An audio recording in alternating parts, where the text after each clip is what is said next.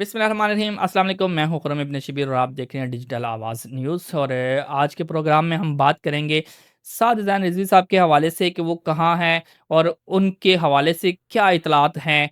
और इसके अलावा हम ये भी बात करेंगे कि साद हुसैन रिज़वी साहब और उनके भाई पर जो है ना एफआईआर दर्ज कर दी गई है, किस हवाले से दर्ज की गई है, इस हवाले से भी बात करेंगे। हामिद मीर साहब ने अपने प्रोग्राम में क्या गुफ्तगू की, सोशल मीडिया पर आके अपने प्लेटफ़ॉर्म पे उन्होंने क्या बात की, इस हवाले से डिस्कस करेंगे। मंसूर साहब के हवाले से बात करेंगे, जो मंसूर साहब ने भी अपने व्लॉग पे टीएलपी के हवाले से बात की है, उस पे भी ज़िक्र करेंगे। और इसके अलावा हम ज़िक्र करेंगे रास्तों के हवाले से कि रास्ते कहाँ-कहाँ बंद हैं और रास्ते खुले हैं या नहीं, इस हवाले से भी बात करेंगे।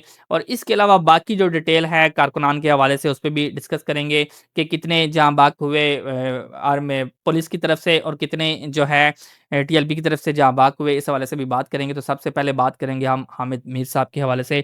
हामिद मीर साहब ने अपने व्लॉग में बात की है जी कि हमें मना किया गया था कि हम सैटेलाइट मीडिया पे बात नहीं कर सकते। हम अपने प्रोग्राम पे, हम अपने चैनल्स पे कोई भी बात नहीं कर सकेंगे टीएलपी के हवाले से। तो उन्होंने कहा जी कि जब हमें बंद किया गया, हमें रोका गया और हमें कहा गया जी कि आप टीएलपी के हवाले से बात नहीं करेंगे, तो फिर क्या हुआ? फिर इंडियन मीडिया ने बात करना शुरू कर दी, फिर उसके बाद जो है ना मगरिबी मीडिया ने बात करना शुरू कर दी।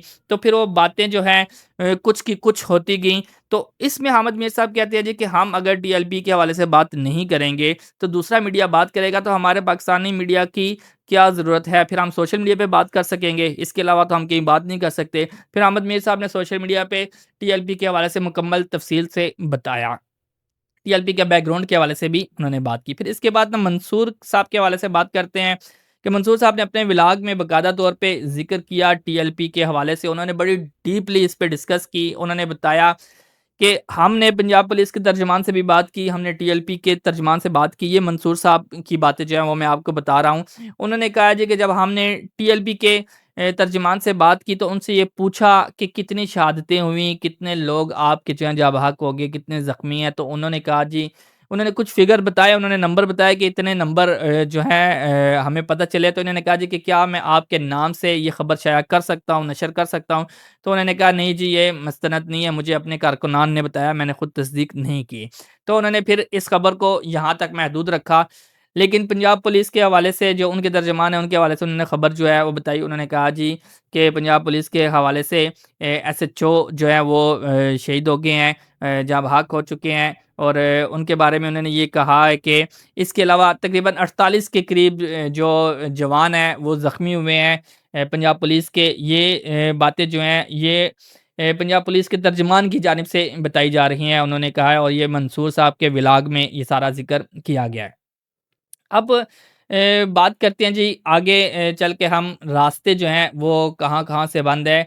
इस्लामाबाद से आने वाली जो सड़क है, जो पिंडी के साथ जुड़ती है जहाँ-जहाँ, उसका जो मरकज़ है फैज़ाबाद, फैज़ाबाद का ज़िक्र करते हैं तो फैज़ाबाद से मुकम्मल तौर पे रास्ते बंद है। फैज़ाबाद से पिंडी की जानिब आने वाले जितने भी रास्ते हैं वो सारे बंद हैं। उसमें मोटरसाइकिल आने का रास्ता भी नहीं है, पैदल बड़ी मुश्किल से गुज़रा जा सकता है, मोटरसाइकिल का रास्ता बिल्कुल नहीं है। उसके अलावा मरी रोड जो है उस पे कंटेनर लगाकर उसको बंद किया गया है, मट्टी के ढेर भी लगाए गए हैं, बिल्कुल मुकम्मल तौर पे रास्ता बंद है।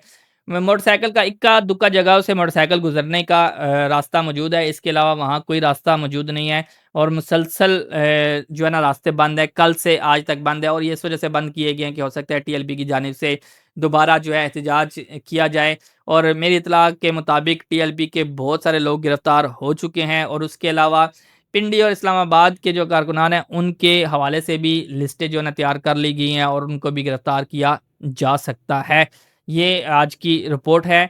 और अब बात करते हैं हम साद हुसैन रिजवी साहब के हवाले से कि साद हुसैन रिजवी साहब पर जो है एफआईआर दर्ज हो चुकी है। इससे पहले मैं आपको ये बताऊं कि साद हुसैन रिजवी साहब ने स्टेज पे खड़े होकर अनाउंस किया था टीएलपी की हलाकतों या शहादतों के हवाले से जो गुफ्तगू की जा रही है कि वो कितनी शहादतें हुई हैं।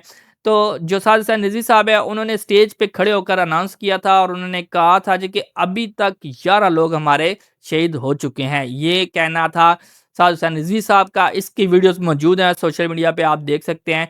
ये उनके अल्फाज हैं जिस पे उन्होंने बताया था कि 11 लोग उस वक्त तक शहीद हो चुके हैं। ये एक्शन से पहले की बात है, यानी कि जब उन्होंने स्टार्ट किया था उससे पहले। फिर उसके बाद साद हुसैन रिजवी साहब स्टेज से یہ اعلانات کرتے رہے ہیں جی کہ گولی کیوں چلا رہے ہو، گولی نہ چلاؤ، کس کو خوش کر رہے ہو؟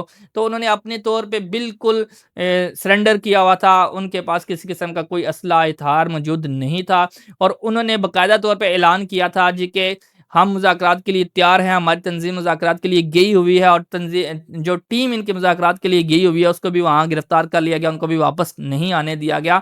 تو انہوں نے یہ کہا جی کہ کس کو دکھانے کے لیے آپ یہ سارا کچھ کر رہے ہو؟ تو یہ وہ تفصیلات تھیں، اور اس کے بعد ایک جو اہم ایشو ہے اس میں یہ ہے کہ ایف آئی آر درج کر لی گئی ہے سعد حسین رضوی صاحب پر بھی، اور ان کے بھائی انس پر بھی یہ ایف آئی آر درج ہوئی ہے، اور ایف آئی آر کا جو متن ہے وہ میں آپ کو سناتا ہوں کہ ایف آئی آر کے متن کے مطابق اسٹیج پر موجود سعد رضوی نے اپنے قریب پڑا ہوا پسٹل اٹھا کر ایس ایچ او فیکٹری